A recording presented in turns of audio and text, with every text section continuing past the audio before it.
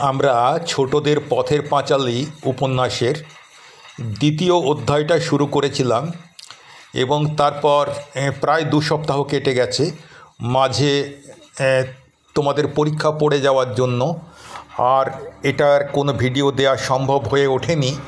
তো আমরা যেটা দেখেছিলাম দ্বিতীয় অধ্যায়ের প্রথম পাঠে, সেটা হচ্ছে হরিহরের ছেলে অপু সকালবেলায় সে তার খেলনাপাতিগুলো নিয়ে খেলছিল। সেই খেলনাপাতিগুলোর মধ্যে একটা বিশেষ জিনিস ছিল যেগুলো সে সবসময় লুকিয়ে রাখতো, অন্যদের চোখের আড়ালে রাখতো। সেই জিনিসটা কি সেটা তোমরা আগের ভিডিওতে জেনেছো, আবার পরে জেনে নেওয়ার চেষ্টা করবে পুরনো ভিডিওটা দেখে। এখন ও যখন ওগুলো নিয়ে খেলছে, তখন ওর দিদি দুর্গা কাঁঠালতলা থেকে ওকে ডাকলো। তো আমি লেখাটা পড়ছি, যেটা তোমাদের বইয়ে লেখা আছে। এমন সময়ে তাহার দিদি দুর্গা উঠানের কাঁঠালতলা হইতে ডাকিল, অপু, ও অপু। সে এতক্ষণ বাড়ি ছিল না। সে মানে এখানে দুর্গা। দুর্গা এতক্ষণ বাড়ি ছিল না, কোথাও হইতে এই মাত্র আসিল। এই যে আমি যে পড়লাম অপু, ও অপু, এভাবে নয়। সে ডাকলো কিভাবে? তাহার স্বর একটু সতর্কতা মিশ্রিত, মানে সাবধানযুক্ত। কথাটা যেন অপু ছাড়া অন্য কেউ শুনতে না পায়, সেই মতো করে একটু চাপা গলায় ডাকলো, অপু, ও অপু। মানুষের গলার আওয়াজ পাইয়া অপু কলের পুতুলের মতো লক্ষ্মীর চুপড়ির কড়িগুলি তাড়াতাড়ি লুকাইয়া ফেলিল। তাহলে তোমরা বুঝেই গেলে কোন জিনিসটা ও লুকোতে চায় সব সময়। পরে বলিল, কিরে দিদি? দুর্গা হাত নাড়িয়া ডাকিল, আয় এদিকে শোন। দুর্গার বয়স 10-11 বৎসর হইল। গড়ন পাতলা পাতলা, রং অপুর মতো অতটা ফর্সা নয়, একটু চাপা। হাতে কাচের চুড়ি আর পরনে ময়লা কাপড়। দুর্গার হাতে একটা নারিকেলের মালা, সেটি সে নিচু করিয়া দেখাইল। কাকে দেখাইল? অপুকে দেখালো। সেটি সে নিচু করিয়া দেখাইল। দেখা গেল তাতে কি রয়েছে? কতকগুলি কচি আম কাটা। কচি আম, কাঁচা আম, কাঁচা কচি আম। তোমরা নিশ্চয়ই অনুমান করতে পারছ যে 5 বছরের, 7 বছরের, 8 বছরের, 10 বছরের বাচ্চাদের কাছে এ কাঁচা আম কত প্রিয়। তো দুর্গা তার ভাইকে ওই নারিকেলের মালাটা দেখালো। সেখানে কতকগুলি কচি আম রয়েছে, কচি আম কাটা কাটা পিস পিস করে। এবার দুর্গা গলাটা আরও নামিয়ে বলল, সুর নিচু করিয়া বলিল, মা ঘাট থেকে আসেনি তো? অপু ঘাড় নাড়িয়া বলিল, মানে না, আসেনি। দুর্গা চুপি চুপি বলিল, একটু তেল আর নুন নিয়ে আসতে পারিস? আমের কুশি জারাবো। দেখো, আমরা যারা আমাদের এই এলাকার লোকেরা, আমরা আমকুশি বলি আমের ভিতরের বীজটাকে, যেটা খাওয়া যায় না। কাঁচা অবস্থায় ওটা অত্যন্ত তিক্ত লাগে, তেতো লাগে, আর পাকলে তো খাওয়ার কোনো প্রশ্নই নেই। তো আমরা খাই আমের শাঁসটা। তো এখানে ওই শাঁসটা বলতেই এখানে কুশি কথাটা ব্যবহার করা হয়েছে। তো যখন দুর্গা বলল, একটু তেল আর নুন নিয়ে আসতে পারিস, এই আমের টুকরোগুলোকে জারাবো, অপু আহ্লাদের সহিত বলিয়া উঠিল, কোথায় পেলি রে দিদি? দুর্গা বলিল, পটলিদের বাগানে সিঁদুর কৌটোর তলায় পড়েছিল। এখানে সিঁদুর কৌটো মানে সিঁদুরের কৌটো নয়। সিঁদুর কৌটো হচ্ছে ওই আম গাছটার নাম। হয়তো এই আম গাছটার আমগুলো পাকলে পর একবারে টকটকে লাল সিঁদুরের মতো রঙটা হয়ে যায়, সেই জন্যে গ্রামের লোক নাম দিয়েছিল সিঁদুর কৌটো। তো সেই সিঁদুর কৌটো নামক আম গাছের তলায় এগুলো পড়েছিল। যা যা, তুই আন দেখি একটু নুন আর তেল। কে বলছে? দুর্গা বলছে অপুকে। আরে নুন তেল দিয়ে মেখে তবে তো খাওয়ায় মজা। অপু দিদির দিকে চাহিয়া বলিল, তেলের ভাঁড় ছুলে মা মারবে যে, আমার কাপড় যে বাসি। দুর্গা বলে, আরে তুই জানা শিগগির করে, মা আসতে এখন ঢের দেরি, খার কাচতে গিয়েছে, শিগগির যা। এখানে খার কাচতে গিয়েছে কথাটা অনেকে হয়তো বুঝতে নাও পারতে পারো, কারণ এখনকার দিনে ছেলে মেয়েদের কাছেই খার কাচা কথাটা অপরিচিত। আমাদের ছোটোবেলায় যেটা ছিল, আমরা ওই আমাদের বাড়িতে যেটা হতো, ওই একটা হাঁড়িতে সোডা জল দিয়ে গরম করা হতো, আর তাতে সুতির বিভিন্ন বস্ত্রগুলোকে তাতে ফোটানো হতো। এটাকে বলা হতো খারে কাচা। কোনো কোনো জায়গায় ছাইও ব্যবহার করা হতো। তারপরে এটাকে নামিয়ে নিয়ে পরে পুকুর ঘাটে গিয়ে এগুলো কাচতে হতো। আর তখনকার দিনে ওয়াশিং মেশিন টেশিনও ছিল না, আর পুরুষ মানুষেরাও কাচাকাচির কাজ করতো না, যে কারণে মেয়েদেরকে যেদিন খারে কাচতে হতো তাদের প্রচুর জামা কাপড় কাচতে হতো, ফলে সময় লাগতো অনেকটাই বেশি। তো দুর্গা বলল, মায়ের আসতে এখন ঢের দেরি, খার কাচতে গিয়েছে, যা যা শিগগির যা। কোথায় যাবে? তেল আর নুন আনতে। অপু বলিল, নারিকেলের মালাটা আমায় দে, ওতে ঢেলে নিয়ে আসবো। আর তুই খিড়কি ধরে গিয়ে দেখ মা আসছে কি না। অর্থাৎ অপু এখানে চুরি করতে ঢুকবে, আর দুর্গা পাহারাদারের ভূমিকা নেবে, মানে চোরের পাহারাদার, যাতে কেউ দেখে না ফেলে। কেউ মানে মা। তো দুর্গা নিম্নস্বরে বলিল, দেখবি তেল টেল যেন মেঝেতে ঢালিস নে, সাবধানে নিবি, নইলে মা টের পাবে। এখন যদি দেখে দুর্গার মা এসে যে মেঝেতে তেল পড়ে আছে, তাহলে সঙ্গে সঙ্গে ও সন্দেহ করবে যে ছেলে বা মেয়ে তেলের ভাঁড়ে হাত দিয়েছিল। তো সেই জন্যে দুর্গা সতর্ক করে দিল যে তেল টেল যেন মেঝেতে ঢালিস নে, সাবধানে নিবি, নইলে মা টের পাবে। আর মা টের পেলে যে কি হবে সে তো সহজেই অনুমান করা যায়। তুই তো একটা হাবা ছেলে, তোকে একটু সাবধান না করে দিলে নয়। অপু গেল, তেল ঢেলে নিয়ে এলো। অপু বাড়ির মধ্য হইতে বাহির হইয়া আসিলে দুর্গা তাহার হাত হইতে মালা লইয়া আমগুলি বেশ করিয়া মাখিল। কি দিয়ে মাখল? নুন আর তেল দিয়ে বেশ করিয়া মাখিল। তারপর বলিল, নে হাত পাত, মানে অপুকে কতকগুলো আমের টুকরো দিল। অপু বলে, তুই অতগুলো খাবি দিদি? মানে আমাকে এত কম দিলি আর তুই এত খাচ্ছিস? অতগুলো হলো বুঝি? অতগুলো বুঝি হলো? এই তো ভারী বেশি, বিরাট বেশি নাকি? বেশ হয়েছে রে, একটা লঙ্কা আনতে পারিস? আরেকখানা দেবো তাহলে। আমি এই কথাটাই চিন্তা করছিলাম যে শুধু নুন তেল দিয়ে হয় না, এর সঙ্গে যদি একটু লঙ্কা দেওয়া হয় তবে জমে ভালো। তো দুর্গা এখন একটু খেতে খেতে ওরও মনে হয়েছে যে একটা লঙ্কা হলে ভালো হতো, তাই ভাইকে সে আবার পাঠাচ্ছে, বলছে যা একটা লঙ্কা নিয়ে আয়, তুই যদি লঙ্কা নিয়ে আসতে পারিস তাহলে আরেকখানা পিস দেবো। লঙ্কা কি করে পারবো দিদি?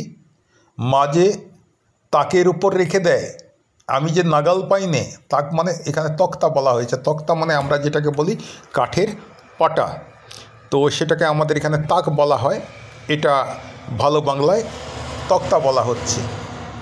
লঙ্কা কি করে পারবো দিদি? মা যে তক্তার উপর রেখে দেয়, আমি যে নাগাল পাই নে। দুর্গা একটু ভেবে নিয়ে বলল, তবে থাকবে যাক, আবার ওবেলা আনবো। এখন যা ধরেছে, দুপুরের রোদে তলায় ঝরে পড়ে। পুটলিদের ডোবার ধারের আম গাছটায় গুটি যা ধরেছে না, এবার যা ধরেছে এইটা মানে কি, এটা পরে ব্যাখ্যা করা আছে। এই যা ধরেছে দুপুরের রোদের তলায় ঝরে পড়ে, এই কথাটা আমার বাড়তি এখানটায় প্রিন্ট হয়ে গেছে। ব্যাপারটা তারপরের কথাটা আমাদেরকে ধরতে হবে। পুটলিদের ডোবার ধারের আম গাছটায় গুটি যা ধরেছে, দুপুরে রোদে তলায় ঝরে পড়ে। এই দেখো সেই পুটলিদের আম গাছটা, দেখো কত কাঁচা আম ধরে আছে। দুপুরবেলায় রোদ দিলেই ও মোটাগুলো শুকিয়ে যায়, দুটো চারটে আমের, আর টুপ টুপ করে তারা নিচে ঝরে পড়ে। ফলে দুর্গাকে আর কষ্ট করে গাছে উঠতেও হয় না। এই দুর্গাদের বাড়ির চারিদিকেই জঙ্গল। হরিহর রায়ের জ্ঞাতি ভ্রাতা নীলমণি রায় সম্প্রতি গত বৎসর মারা গিয়াছেন। তাহার স্ত্রী পুত্রকন্যা লইয়া নিজ পিত্রালয়ে বাস করিতেছেন। কাজেই পাশের এ ভিটাও জঙ্গলাবৃত হইয়া পড়িয়া আছে। নিকটে আর কোনো লোকের বাড়ি নাই। 5 মিনিটের পথ গেলে তবে ভুবন মুখুজ্জের বাড়ি। এখানে হরিহরের যে জায়গায় বাড়ি সেটা কিন্তু পাড়া থেকে বেশ দূরে, লোকালয় থেকে বেশ দূরে। তোমরা কল্পনা করো 5 মিনিট হাঁটতে হবে, তবে গিয়ে সবচাইতে নিকটতম প্রতিবেশী যে ভুবন মুখুজ্জে তার বাড়ি পাওয়া যাবে। তো এই হরিহরের বাড়ি লোকালয় থেকে দূরে, তার প্রতিবেশী বলতে একমাত্র ছিল সে হচ্ছে তার জ্ঞাতি ভ্রাতা, যাকে আমরা আমাদের ভাষায় বলি ভায়াত, সম্পর্কে ভাই আর কি। তার নাম নীলমণি রায়। তো তিনি গত বছর মারা গেছেন। আর তার স্ত্রী দেখেছেন যে আমি এই পুত্রকন্যা নিয়ে এখানে এদেরকে মানুষ করতে পারবো না, কিভাবে কার ভরসায় থাকবো। ফলে উনি পিত্রালয় মানে বাপের বাড়ি, তিনি এই বাপের বাড়ি চলে গেছেন, সেখানেই বাস করছেন। কাজেই পাশের এই ভিটাও, ভিটা মানে যেখানে বসত বাড়ি সেই জায়গাটা, এই ভিটাও জঙ্গলাবৃত হইয়া পড়িয়া আছে। মানে হরিহরের ঘরটাও যেমন জঙ্গলের মধ্যে, জঙ্গল মানে তার বন নয়, এই ঝোপ জঙ্গল, আগাছার জঙ্গল, সেই আগাছার জঙ্গলের মধ্যে যেমন হরিহরের বাড়িটাও রয়েছে, আর আগাছার জঙ্গলের মধ্যে নীলমণি রায়ের বাড়িটাও রয়েছে। মানে বোঝা যাচ্ছে দুটো বাড়ির কোনোটাই যত্নআত্তি পায় না। হরিহরের বাড়িটাও অনেক দিন হইয়া গেল মেরামত করা হয় নাই। তোমরা বাড়িটার দিকে তাকিয়ে দেখো। এবার এই বাড়িও যদি মেরামত করা না হয়, হরিহর যদি মেরামত করতে না পারে, তাহলে আন্দাজ করতে পারছো যে হরিহরের আর্থিক অবস্থা কতটা খারাপ, সে কতটা গরিব।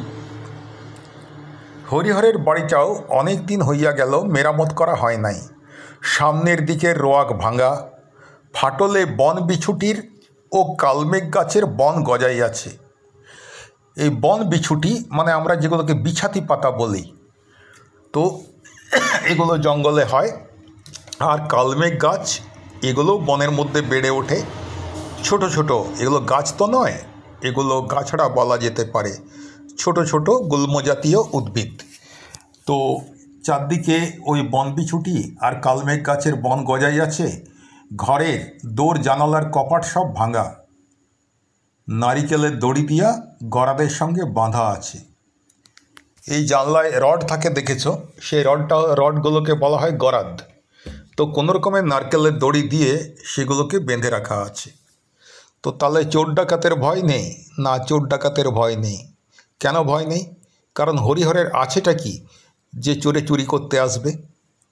এইভাবেই ওরা বেঁচে থাকে। খিড়কি দোর ঝনাত করিয়া খুলিবার এবং একটু পরেই সর্বজয়ার গলা শোনা গেল। তাহলে খিড়কি দোর ঝনাত করিয়া খুলিবার শব্দ 1 নাম্বার, আর তারপরে সর্বজয়ার কণ্ঠস্বর শোনা গেল।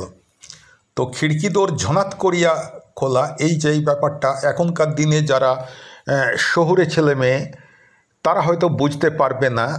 আগেকার দিনে যেটা ছিল, দরজার সঙ্গে শিকল দেয়া থাকতো, শিকলটা উপরে একটা আংটার সঙ্গে আটকানো থাকতো। যখন কেউ বাইরে যেত, শিকলটা বাইরে থেকে আংটার সঙ্গে আটকে দিত। চাবি লাগানোর দরকার হলে লাগাতো, যদি চাবি লাগানোর দরকার না হতো না লাগাতো। তারপরে যখন শিকলটা খুলতো, তো আংটা থেকে খুললেই শিকলটা নিচে পড়তো, তখন একটা ঝনাত করে শব্দ হতো। তো তার মানে হচ্ছে কি, খিড়কির দরজা খুললো, কেউ ভিতরে ঢুকলো। কে ঢুকলো? তার উত্তরটা আমরা পেলাম একটু পরেই সর্বজয়ার গলা শোনা গেল।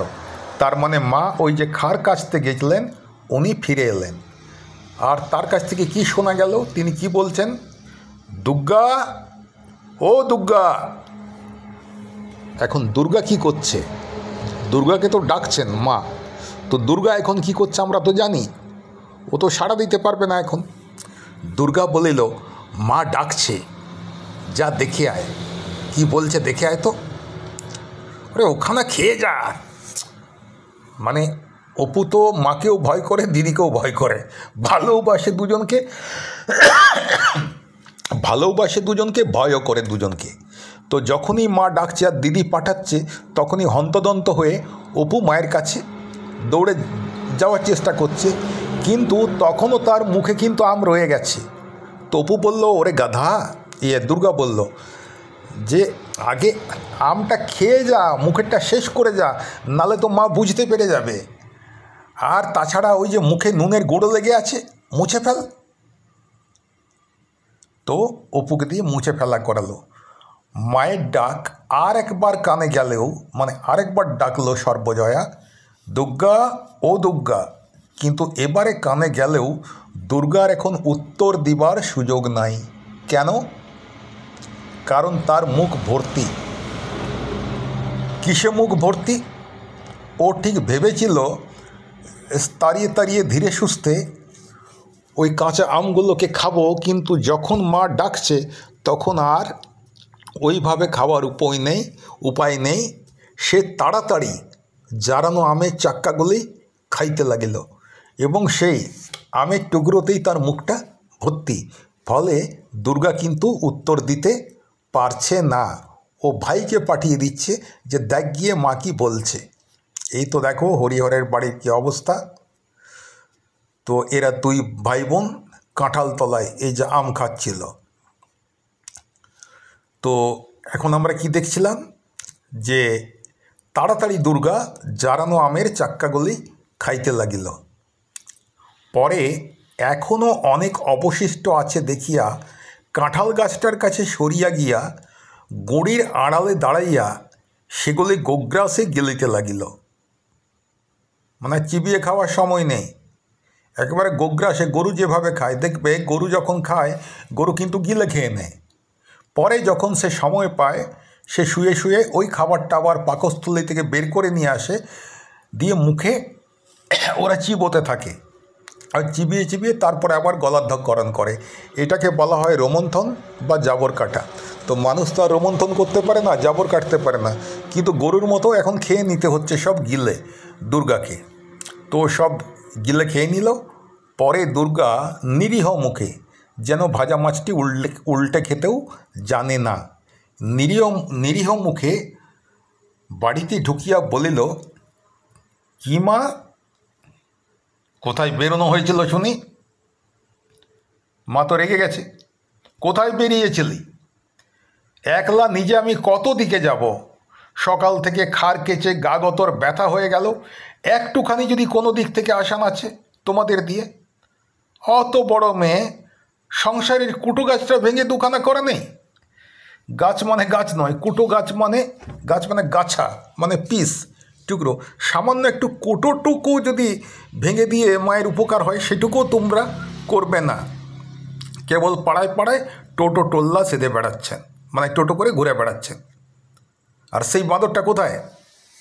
সে বাঁদর মানে কাকে বলা হচ্ছে? মানে দুর্গার ভাই অপুকে। ঠিক তখন অপু এসে জুটল। অপু আসিয়া বলিল, মা খিদে পেয়েছে। আরে রোসো, একটুখানি দাঁড়াও বাপু। রোসো মানে সবুর করো, অপেক্ষা করো, একটুখানি দাঁড়াও দেখি বাপু, একটুখানি হাফ জিরোতে দাও। হাফ জিরোতে দাও মানে জিরোতে দাও, বা একটু আমাকে দম নিতে দাও, হাফ নিতে দাও, দুটোকে একসঙ্গে মিলে হয়ে গেছে হাফ জিরোতে দাও। তোমাদের তো রাত দিন খিদে আর রাত দিন ফাইফর মাস, আর কোনো কাজকর্ম আছে কি? শুধু খাওয়া খাওয়া, আর মা এটা করে দাও, মা ওটা করে দাও, এই যে অনুরোধ, এটাকে বলা হচ্ছে ফাইফর মাস। ও দুর্গা, দেখ তো বাছুরটা হাঁক পাড়ছে কেন?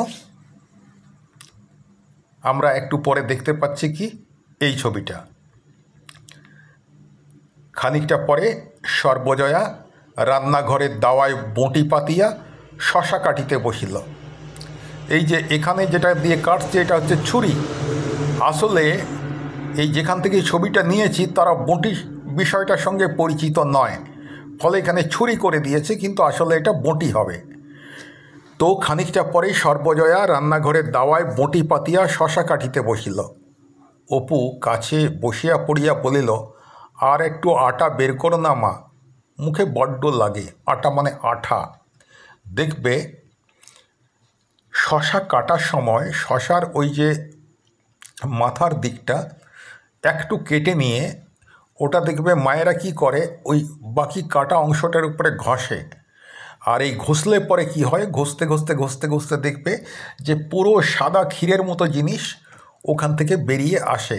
সাদা একটা আঠার মতো জিনিস ওটা বেরিয়ে আসে। এই আঠাটা তিতো, তো যত তুমি ঘষবে তত সেই আঠাটা বেরিয়ে আসবে, তাহলে আর শশাটা তিতো লাগবে না। কিন্তু যদি তুমি ওইটা না করো তাহলে তোমার শশাটা তিতো লাগবে, খেতে ভালো লাগবে না, তিতো লাগবে। তো সেই জন্য অপু কাছে বসিয়া পড়িয়া বলিল, আর একটু আটা বের করো না মা, মুখে বড্ড লাগে। মুখে বড্ড লাগে মানে মুখে তেতো লাগে। তো এই যে এখানে অপু, এখানে দুর্গা। দুর্গা নিজের ভাগ হাত পাতিয়া লইয়া সংকুচিত সুরে বলিল, চাল ভাজা আর নেই মা, চাল ভাজা আর নেই মা। মানে সাহস হচ্ছে না মাকে বলতে। দেখো আমাদের দুর্গা কিন্তু একটু খেতে ভালোবাসে, কিন্তু ও জানে যে ওদের বাড়ির অবস্থা ভালো নয়, সেই জন্যে মায়ের কাছে চাল ভাজা চাইতে সাহস হচ্ছে না, কিন্তু খেতে ইচ্ছে করছে। তো তার জন্যই একটু কিন্তু কিন্তু করে বলছে, মা চাল ভাজা আর নেই। অপু খাইতে খাইতে বলিল, জীবনও যায় না, আম খেয়ে দাঁত টোকে। যেই না আম খেয়ে দাঁত টোকে বলেছে, আর দুর্গা সঙ্গে সঙ্গে ভ্রুকুটি মিশ্রিত চোখ টেপা, মানে একদম ভরু কুচকে ওর দিকে তাকিয়েছে চোখগুলোকে ছোট করে। ব্যাস, দুর্গার ওইভাবে তাকানোতেই মাঝপথে বাধা পেয়ে অপুর কথা অর্ধপথেই বন্ধ হইয়া গেল। ওই যে আম খেয়ে দাঁত টুকে বলার পরে দিদি এমনভাবে তার দিকে তাকালো যে ভয়ে অপুর কথা বন্ধ হয়ে গেল। কিন্তু এর মধ্যে যা সর্বনাশ হওয়ার সে তো হয়েই গেছে। মা তো ওই কথাটা শুনে ফেলেছে যে আম খেয়ে। সঙ্গে সঙ্গে তার মা জিজ্ঞাসা করিল, আম কোথায় পেলি? আম খেয়েছিস মানে আম কোথায় পেলি? সত্য কথা প্রকাশ করিতে সাহসী না হইয়া অপু দিদির দিকে জিজ্ঞাসাসূচক দৃষ্টিতে চাহিল। সত্য কথাটা প্রকাশ করার সাহস অপুর নেই, কারণ সত্য কথাটা বললে দুদিক থেকেই কিন্তু অ্যাকশন হওয়ার সুযোগ মানে সম্ভাবনা আছে। মায়ের কাছেও ঝাড় খেতে হবে, দিদির কাছেও ঝাড় খেতে হবে। ফলে সে কথাটা না বলে দিদির দিকে তাকালো এবং জিজ্ঞাসাসূচক দৃষ্টিতে, ও দিদি কি বলবো? কিন্তু তাতে ওই যে অপু তাকালো, তাতে ওর মা যা বোঝার বুঝে গেল চোর কিন্তু ধরা পড়ে গেছে। মানে যখনই অপু দুর্গার দিকে তাকালো, ওইভাবে তাকালো, তখনই সর্বজয়া বুঝে গেল দুর্গাই হচ্ছে আসল অপরাধী। তাই সর্বজয়া মেয়ের দিকে চাহিয়া বলিল, তুই ফের এখন বেরিয়েছিলি বুঝি? দুর্গা তো ধরা পড়ে গেছে, কিন্তু চোর কখনো ধরা পড়লে নিজের দোষ স্বীকার করে? মোটেই করবে না।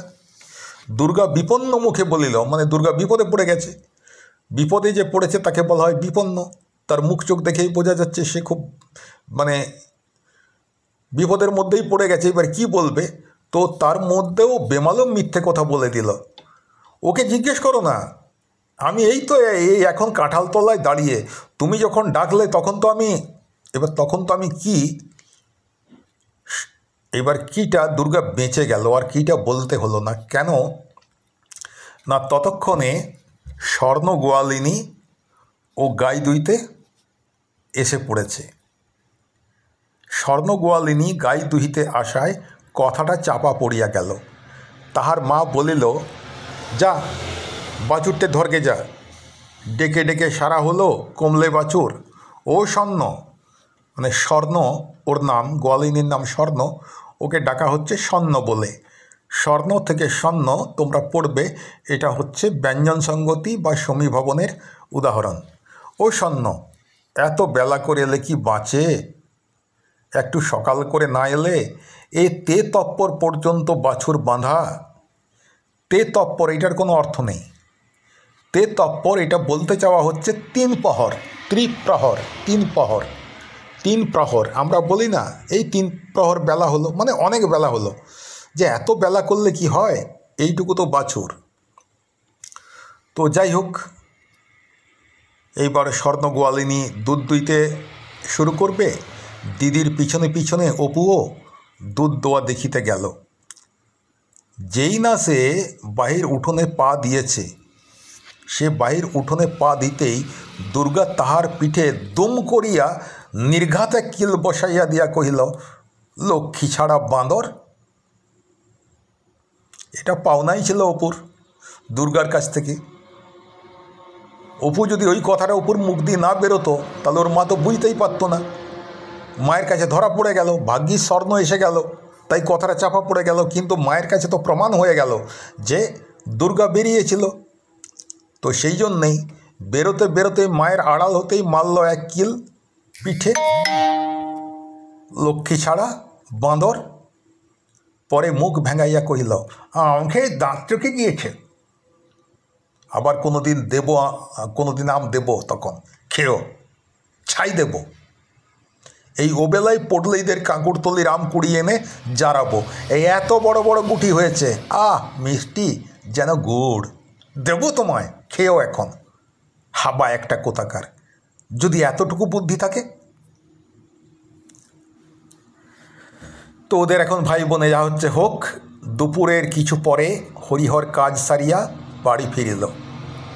সে আজকাল গ্রামের অন্নদারায়ের বাটিতে গোমস্তার কাজ করে। দেখো তোমরা তাহলে বলবে হয়তো যে ও তো কারো বাড়িতে কাজ করে, জমিদার বাড়িতে, তাহলে ওর আর্থিক অবস্থা খারাপ কেন? আসলে ব্যাপারটা হচ্ছে, তোমরা যদি পুরো পথের পাঁচালীটা পড়ো তাহলে দেখবে এই হরিহর হচ্ছে একটু ভবঘুরে টাইপের। সংসারে ওর কোনো মন আছে বলে মনে হয় না। কাজ করতে হয় করে, দুদিন পর আবার কোথাও বেরিয়ে যায়, এইভাবে। ফলে সংসারের আর্থিক অবস্থাটা কোনো দিনই ভালো হয়নি। তো যখন হরিহর ফেরার পর জিজ্ঞাসা করলো, অপুকে দেখছি নে? তো সর্বজয়া বলল, অপু তো ঘুমোচ্ছে, দুপুরবেলায় খেয়ে দিয়ে ঘুমোচ্ছে। আর দুর্গা বুঝি? ওহো, দুর্গা, সে সেই খেয়ে বেরিয়েছে। সে বাড়ি থাকে কখন? দুটো খাওয়ার সঙ্গে যা সম্পর্ক। আবার সেই খিদে পেলে তবে আসবে। কোথায় কার বাগানে, কার আমতলায় জামতলায় ঘুরছে এই 34 মাসের রোদ্দুরে। ফের দেখো না এই জ্বরে পড়ল বলে। অত বড় মেয়ে, বলে বোঝাবো কত? কথা শোনে না কানে নেয়। আর পাচ্ছি না ওকে নিয়ে। এখানে একটা কথা দেখো, 34 মানে হচ্ছে চৈত্র, 34 মাস মানে চৈত্র মাস, আর রোদ্দুর মানে রৌদ্র। তো আমি এত বড় মেয়ে, আমি কত বোঝাবো বলো? ও ঘরে, ওর খাওয়ার সঙ্গেই যেটুকু সম্পর্ক, তার ছাড়া ওকে ঘরে দেখতে পাবে না। এখন এই সময় দেখো, হরিহর আর সর্বজয়া যখন কথা বলছে, তখন এদিকে দুর্গা কি করছে? এই সময়ে মেয়ে দুর্গা কোথা হইতে পা টিপিয়া টিপিয়া আসিয়া বাহিরের দুয়ারের আড়াল হইতে সতর্কতার সহিত একবার উঁকি মারিল, এবং অপরপক্ষ সম্পূর্ণ সজাগ দেখিয়া, অপরপক্ষ মানে কি? মানে মা বাবা, ও যেন ওর প্রতিপক্ষ। কেন না, ও তো মা বাবাকে লুকিয়ে ঘর ঢুকতে চাইছে, যাতে ও ধরা না পড়ে যে ও বেরিয়েছিল। কিন্তু দেখলো যে না, এ তো মা বাবা তো জেগে আছে।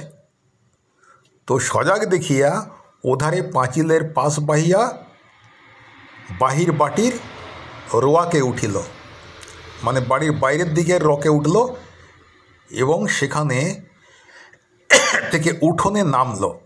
উঠোনে নেমে সে দাঁড়ালো কাঁঠাল তলায়। এবার কাঁঠাল তলায় দাঁড়াইয়া কি করিবে তাহা ঠিক করিতে না পারিয়া নিরুৎসাহভাবে এদিক ওদিক চাহিতে লাগিল। পরে হঠাৎ কি ভাবিয়া রুক্ষ চুলগুলি বাতাসে উড়াইতে উড়াইতে মহা খুশির সহিত পুনরায় সোজা বাড়ির বাহির হইয়া গেল। দেখো আবার ওর খুশি মন, হঠাৎ মনে কি করে কোথা থেকে খুশি এলো, সে আর ঘর না ঢুকে আবার সোজা বাড়ির বাইরে বেরিয়ে গেল। তো এইভাবে আমাদের পথের পাঁচালী উপন্যাসের দ্বিতীয় অধ্যায় সমাপ্ত হয়ে গেল। তোমরা একটু মন দিয়ে পড়বে, খুব সুন্দর কাহিনী, তোমাদের দারুণ লাগবে। ঠিক আছে, আজ এই পর্যন্ত।